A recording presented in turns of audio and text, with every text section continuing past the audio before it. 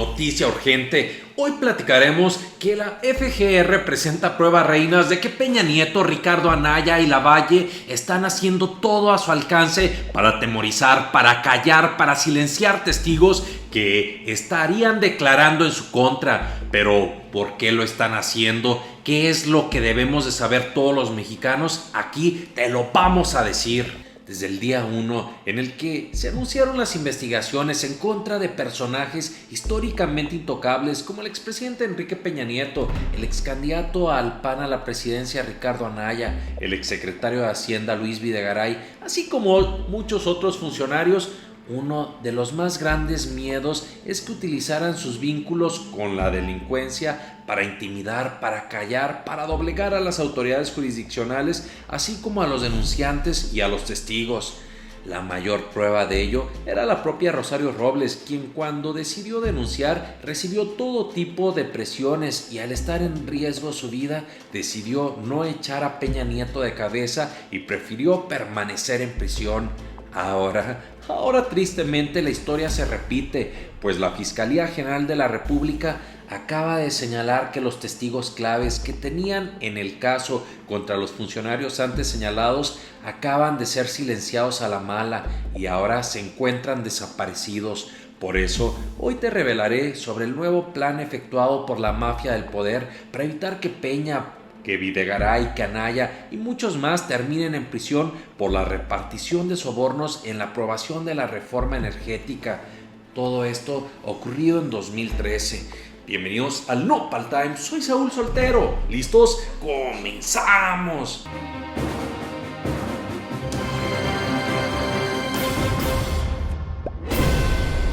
¿Cómo están, mi querida familia Nopal Times? El día de hoy yo estoy enojado, furibundo, enloquecido, rabioso, peor de coraje que una fiera panzona y no es para menos, pues apenas estábamos muy contentos porque iba avanzando de manera fuerte y consistente estas investigaciones por la corrupción descomunal que existió en México para aprobar la reforma energética en el año del 2013, cuando nos estamos dando cuenta que desgraciadamente esta gavilla de delincuentes y encabezados por Peña Nieto, por Videgaray, en donde también estaba embarrado Riquín Canallín, están haciendo uso de sus amistades rufianas para desaparecer, para levantar, para callar, para silenciar y doblegar a los testigos claves. Miren, una de las cosas que muchos mexicanos nos ilusionábamos, nos emocionábamos por cómo este caso para detener a Peña Nieto estaba representando una esperanza para mostrar, para dar una fuerte muestra de que en México se está combatiendo la corrupción. Era este juicio contra Peña Nieto y demás delincuentes. Sin embargo, cuando se dio este anuncio de que se había vinculado a Jorge Luis Lavalle a proceso relacionándolo por la red de sobornos de Odebrecht en el sexenio de Peña Nieto, dijimos, wow, ya están cayendo los primeros y ya nada más es cuestión de días o semanas para que también caiga Peña Nieto.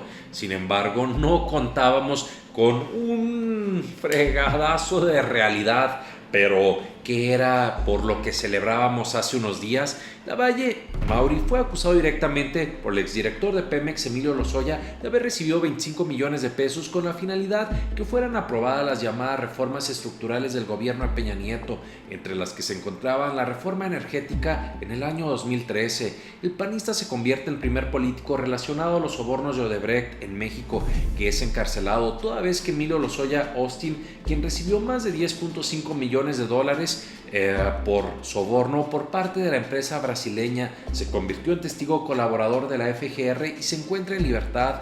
De acuerdo con las investigaciones, entre el año 2010 y 2014 se detectaron transferencias de más de 10 millones de dólares a cambio de contratos con Pemex, tiempo en que Emilio Lozoya estaba al frente de Pemex. Nosotros ahí decíamos, wow, ya le están siguiendo los pasos al desgraciado de Peña Nieto. Sin embargo, vean, familia, ahora nos dan esta noticia que nos cae como baldazo de agua fría, y es que la FGR está acusando cómo están silenciando a los testigos de Lozoya, quienes se niegan a declarar por estos sobornos a los legisladores.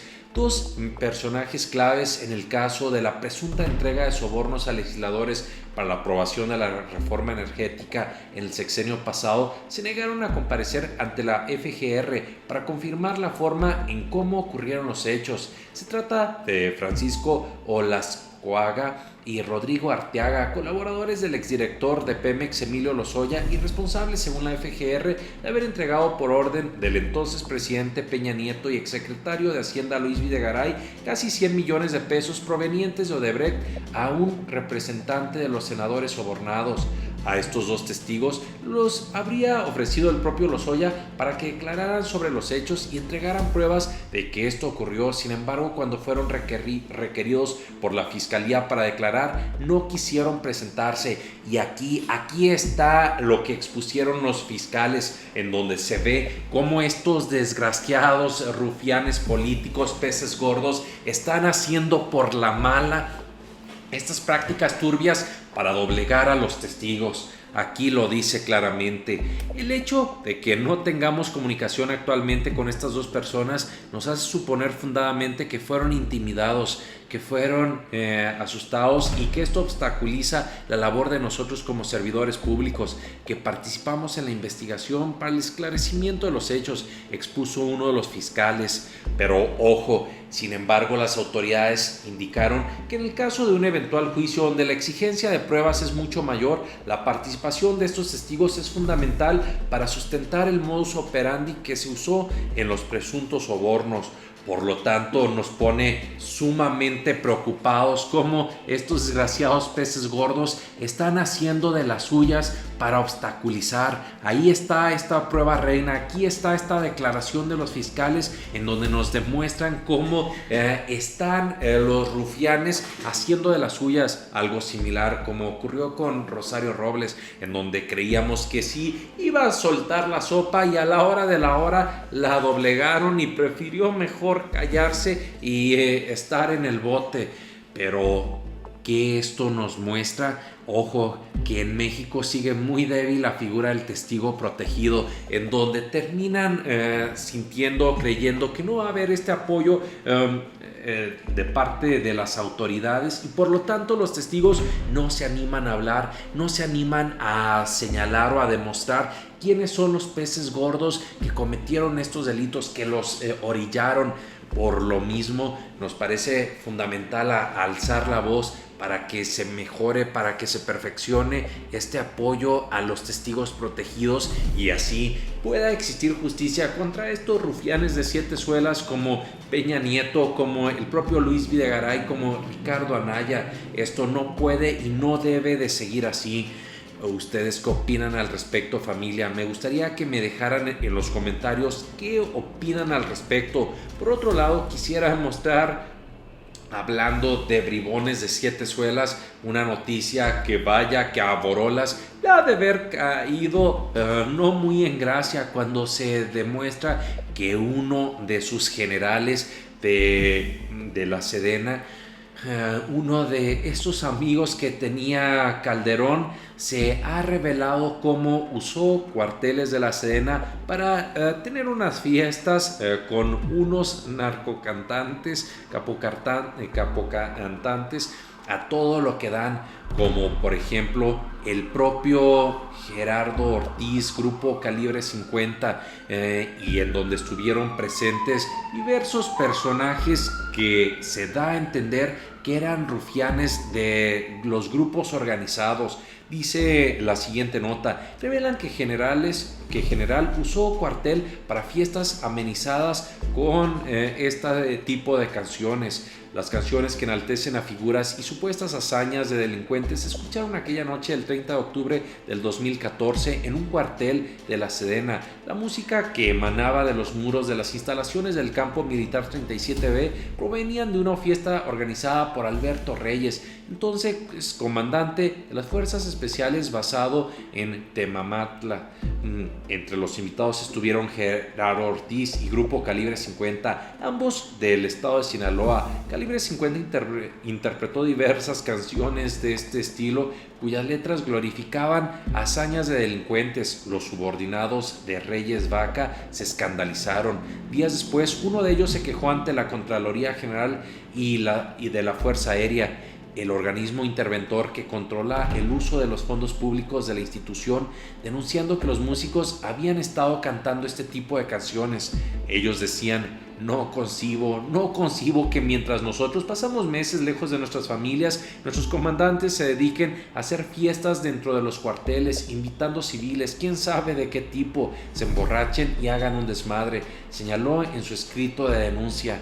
Y a pesar de que la Contraloría comprobó que el general brigadier había organizado esta fiesta y otras fiestas dentro de las instalaciones en las que las bebidas y alimentos se costeaban bajo conceptos falsos a cargo del presupuesto de la Sedena, el asunto concluyó con una simple amonestación.